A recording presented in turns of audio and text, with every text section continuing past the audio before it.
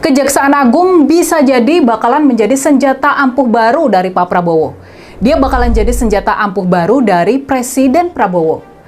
Belum bisa sepenuhnya menguasai polisi dan KPK yang kabarnya masih di bawah pengaruh kuat dari geng Solo, di bawah pengaruh kuat dari Pak Jokowi. Tampaknya di Kejaksaan Agung, langkah penguasaan Pak Prabowo berjalan lebih mulus. Meskipun tentu saja bukan tanpa hambatan dan bukan tanpa kendala. Kejadian akhir-akhir ini yang menyangkut Kejaksaan Agung, semua itu mestinya bisa ngasih kita gambaran soal apa yang sedang terjadi di belakang layar. Ada benang merah yang jelas di antara kejadian-kejadian di seputar Kejaksaan Agung tersebut. Kejadian pertama adalah turunnya perintah pengamanan Kejaksaan Agung dan semua kantor kejaksaan oleh tentara. Untuk apa tiba-tiba kejaksaan dijaga sama tentara? Adakah tekanan hebat yang harus ditangkal sampai harus menggunakan kekuatan tentara?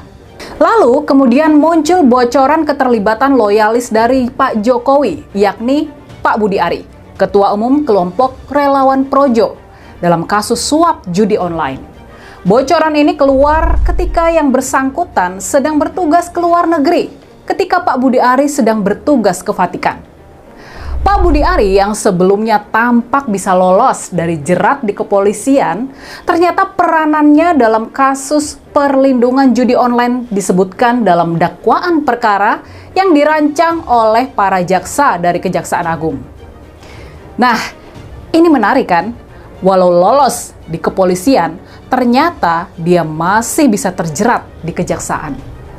Yang ketiga, yang terbaru adalah penangkapan pemilik pabrik Sritex, yakni Pak Iwan Setiawan Lukminto, dalam kasus kucuran kredit jumbo sebesar 3,6 triliun dari beberapa bank daerah dan bank BUMN. Soal kasus kredit Sritex dan kemungkinan kaitannya dengan keluarga Solo, ini sudah pernah kita bahas sebelumnya. Jadi tampaknya kalau kita menarik benang merah dari 3 kejadian ini, ada kaitan antara kejadian-kejadian yang menyangkut Kejaksaan Agung dengan merenggangnya hubungan di antara Presiden Prabowo dengan mantan Presiden Jokowi. Sekarang, Kejaksaan Agung tampak lebih berani dan bergigi dalam mengusut kasus-kasus hukum yang melibatkan orang-orang dekat dari Pak Jokowi. Itu yang perlu kita lihat. Itu yang perlu. Kabar terbaru sampai kita syuting video ini, Pak Prabowo mau mengganti Jaksa Agung dengan orang yang benar-benar bisa sepenuhnya dia percaya. Orang yang nggak bakal bisa dipengaruhi sama penguasa lama, nggak bisa dipengaruhi sama kelompoknya Pak Jokowi. Tampaknya membuat kejaksaan kembali independen dan cuma tunduk pada hukum, cuma tunduk pada aturan perundang-undangan, ini menjadi pekerjaan rumah penting yang sedang berusaha dibereskan oleh Presiden Prabowo.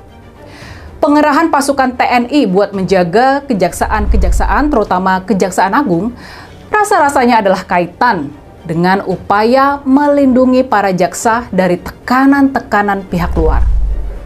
Bisa jadi pengerahan perlindungan ini dilakukan supaya para jaksa bisa lebih bebas dalam mengusut kasus-kasus besar dan pelik yang bisa jadi bakal menyeret orang-orang dari rezim lama ke pengadilan.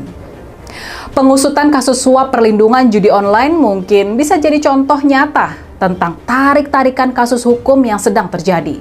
Ketika kasus ini masih ditangani sama polisi, tampaknya nama mantan Menkominfo Budi Ari masih aman dari jeratan.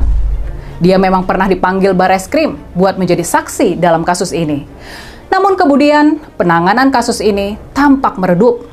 Nama Budi Ari tak pernah disebut lagi dan dia pun tidak ditahan.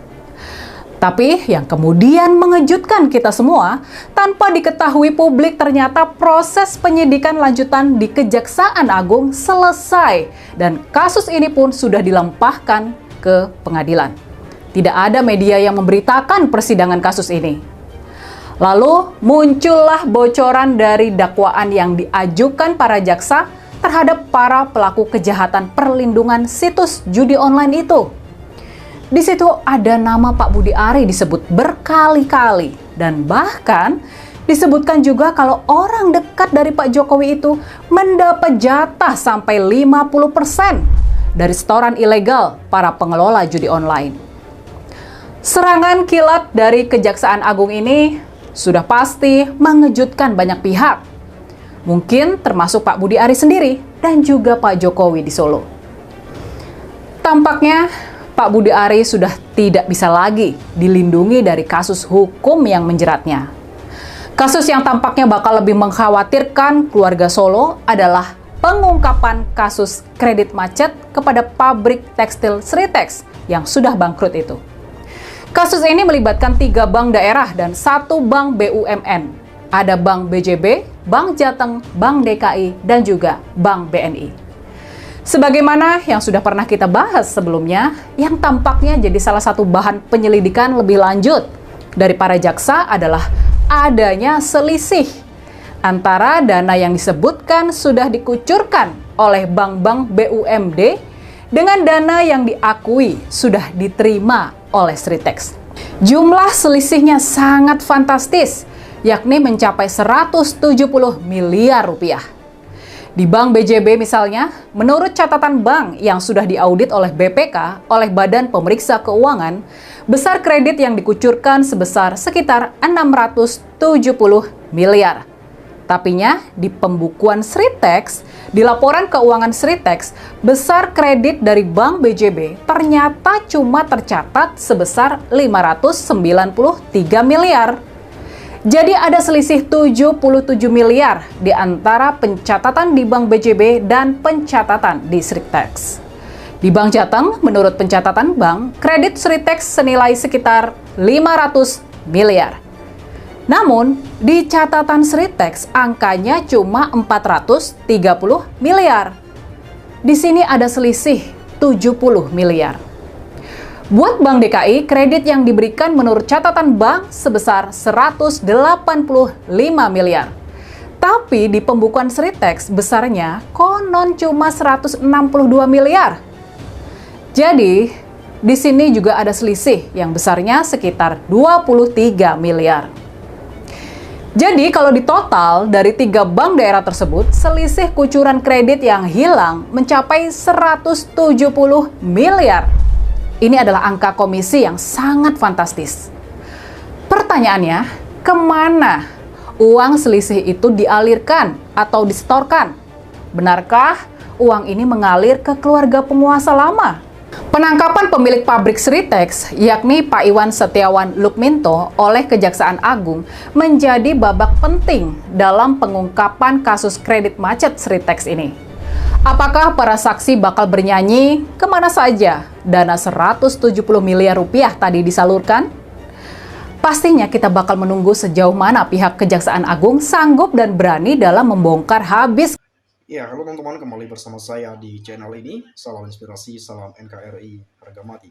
Ya, bersama saya di channel NES 2045 yang membahas seputar politik pendidikan hingga budaya. Ya, teman-teman, tentu kita melihat penyampaian dari Saudari Rini Budoyo soal Presiden Prabowo Subianto kuasai Kejagung, bikin Jokowi cemas. Itu tanda tanya. Apakah Jokowi cemas?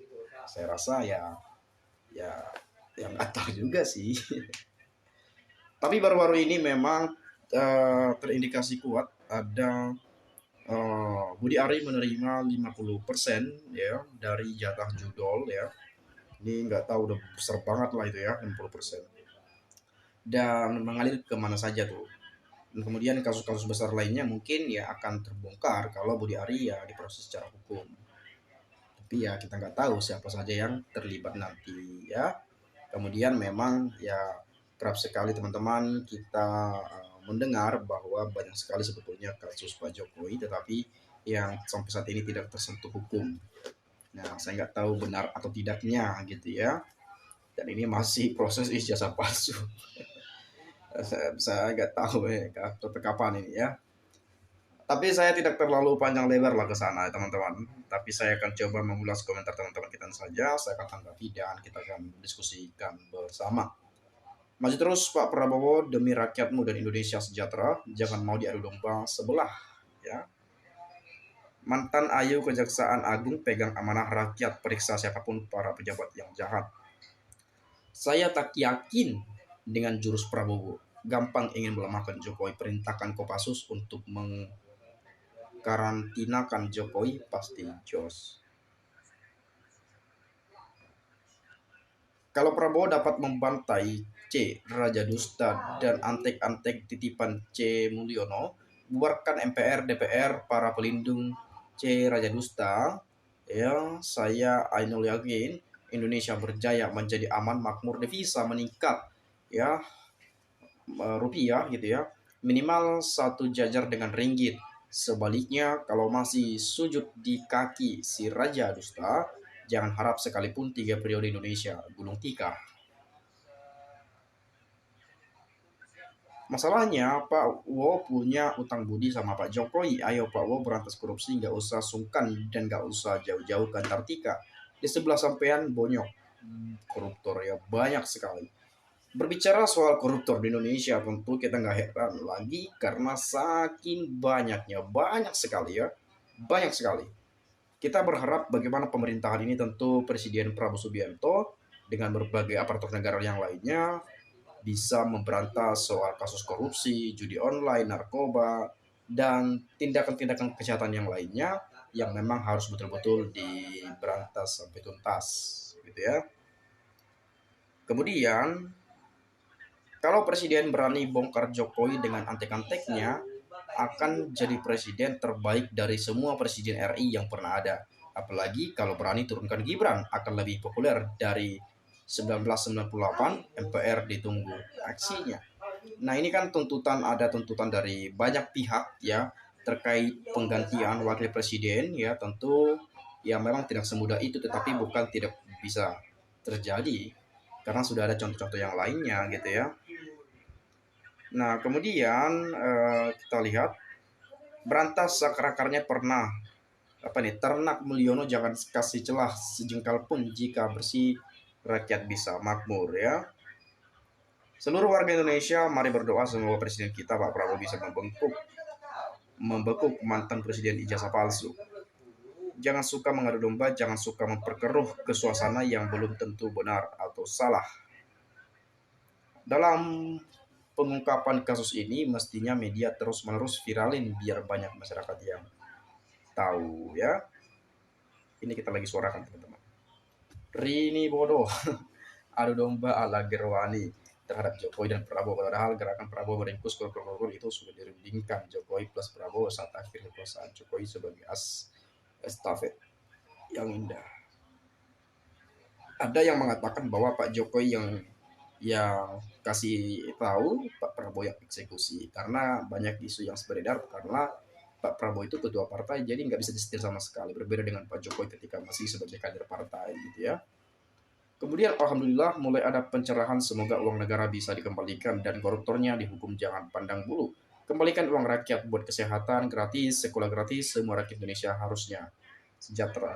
Jadi memang kalau kita melihat negara harus juga pendidikan diutamakan, kesehatan gitu ya. Harusnya pendidikan itu kan gratis karena mensejahterakan kehidupan bangsa dan mencerdaskan ya, cerdaskan.